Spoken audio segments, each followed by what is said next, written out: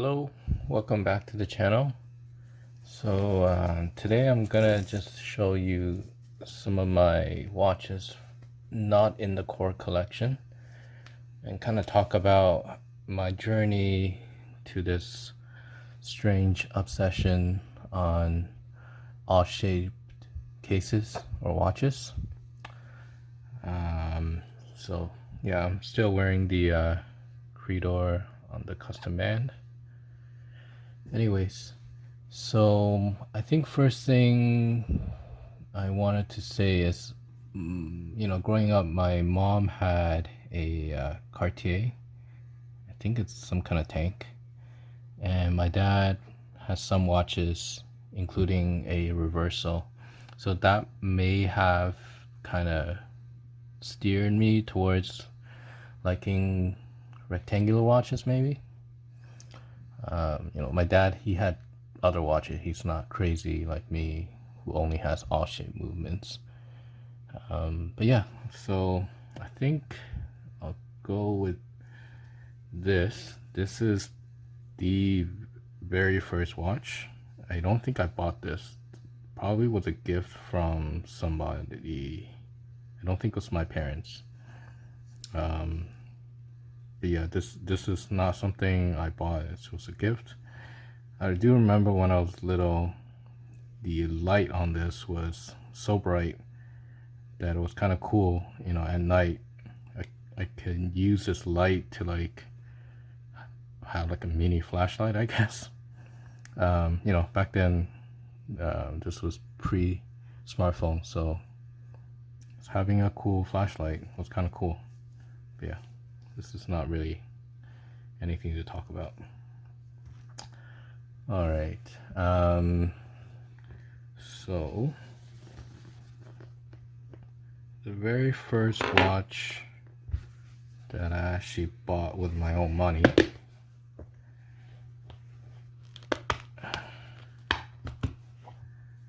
was this one. This is, what's it called? The Casio Edifice MTD 1032. I do remember saving up money and going to the flea market to buy this. It was, even to this day, it's still pretty cool. 100-meter water resistant. I think what drew me was probably just seeing all these small little dials in there, and then as a kid you wonder, wow, what do these small little dials do?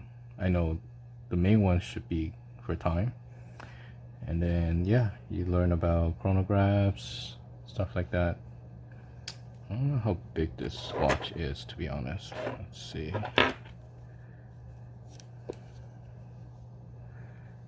Let's see how big this is.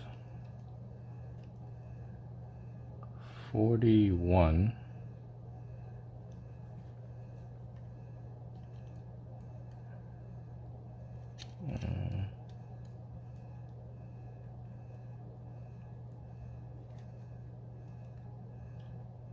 Lug to lug about 46.5. I guess it's still kind of a modern size watch. I don't remember if it fit too big or too small when I was little. But yeah, this is a very first watch. Alright, see anything else to talk about? Not really. Anyways, the next watch that I purchased, I think it's probably when I started to go towards different shaped watches, and this may have been a influence from seeing my dad's reversal.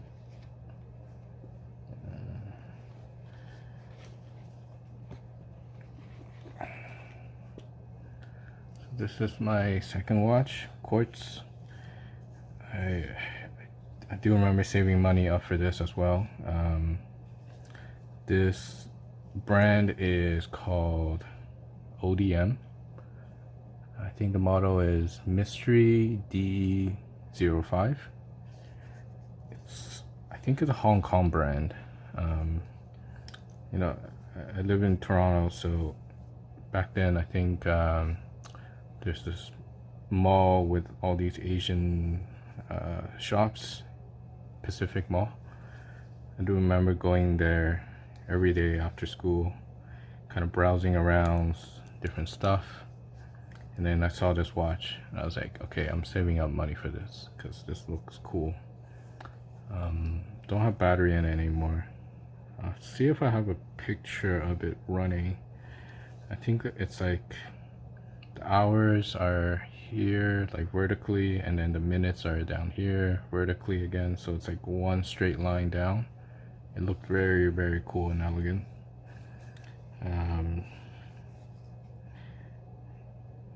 Yeah, let me see. Yeah, I'm not sure if this brand is still alive these days. I don't think so. Yeah, this is I think first big purchase in terms of watch. This was probably 200 Canadian. Back then it was quite a lot, but yeah, still have it today. And I think this is my journey starting to go towards different shapes of watches. Alright, so I grew up in the 90s, and you know, during that time period, I think, you know, smartphones were starting to hit the stride, and I think there's this mentality that, you know, everything should kind of meld into one device if you can do it. So, you know, MP3, you try to get it in a phone that has MP3 player.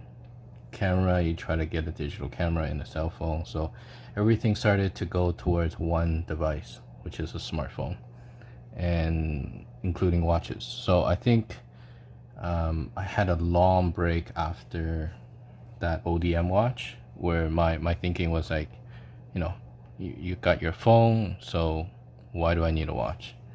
It's, you know, and I think like all these earlier watches, maybe the band were not good. I never felt that comfortable wearing a watch. Like, I think the leather was stiff, and you know, it didn't feel good.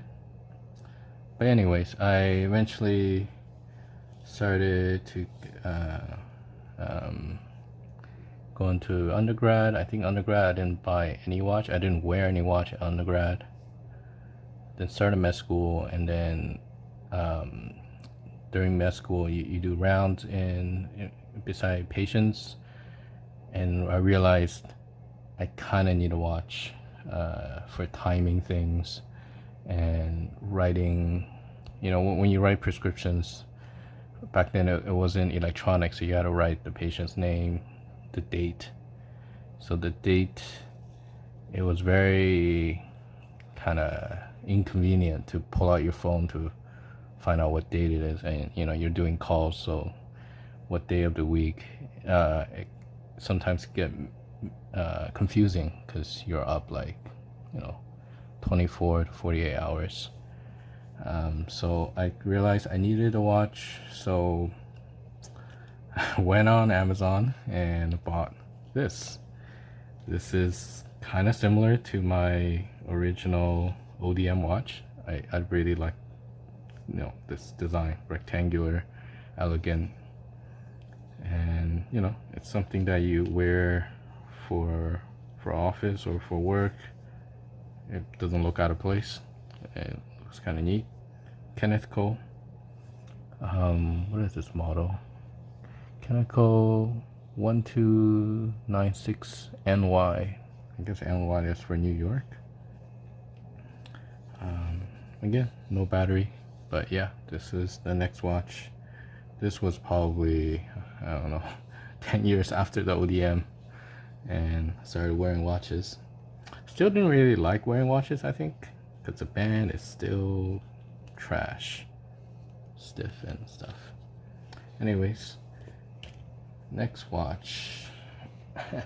This is when big watches came into fashion, and I fell into that hole. But I still wanted watches that were not circular, so went on Amazon again. I already had that Kenneth Cole watch, so I wanted a watch for the weekend because it was a little bit too formal for casual wear. So big watch. Got this diesel. It looked very striking. It's huge. It kind of reminds me like a vintage clock, like a desk clock or something. Still had a date. I don't know what this design is. Let's, for fun, do a measurement for this watch because I'm actually curious myself. It's gonna be insane. All right, the rectangular watch, you gotta measure two different aspects. So, case width 47.5. Lug to lug.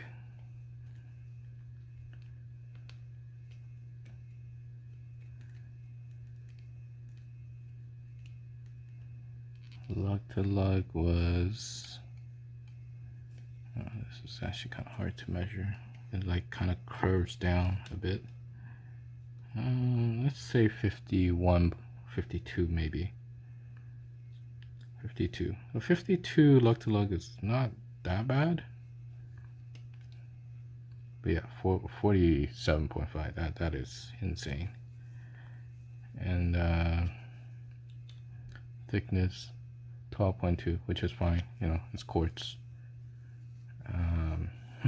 This is probably the most hilarious.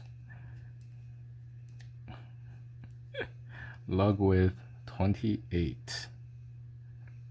Good luck finding a band for this. But yeah, this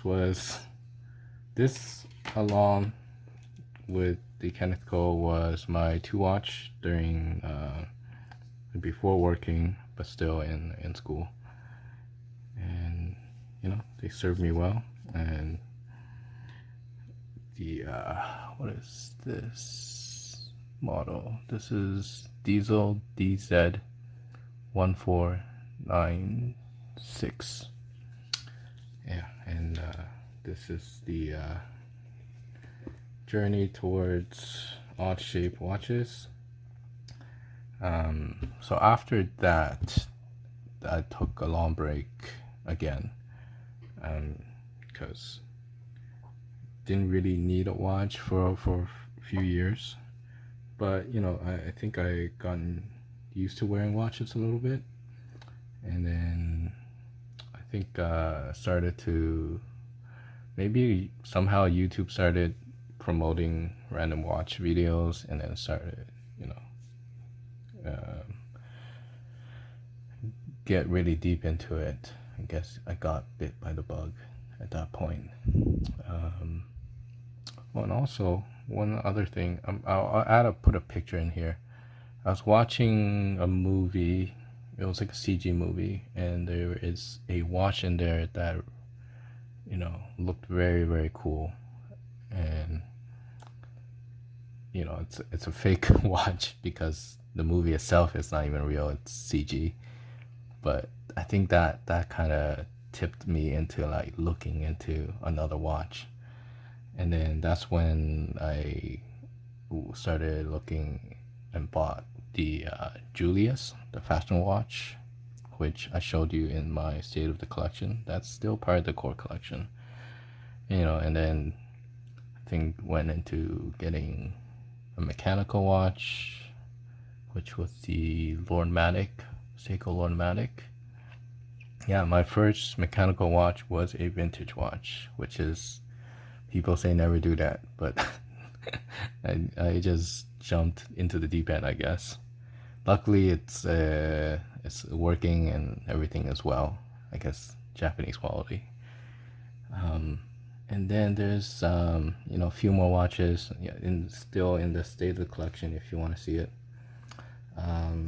There is one watch that's not in there, which I will show you now. It's this one. This watch has no brand because I assembled it. This was after I got bit by the bug, and then I wanted to really learn how the mechanical watch even works. So then I decided, you know, on AliExpress you can buy all these watch components and try to assemble them yourself. So I think I found a forum to kind of guide me how to do it. I wanted a watch that was skeletonized. I don't really like wearing skeletonized watch. It's a little too out there. But to learn about the mechanics and stuff, I wanted a skeleton watch. So I got this movement on AliExpress. Let me see if I can find out what the movement is. Let's see. This movement, I think it's a seagull movement. It is seagull TY2809. Yeah, it's just like a three-hander movement. I think it is an automatic.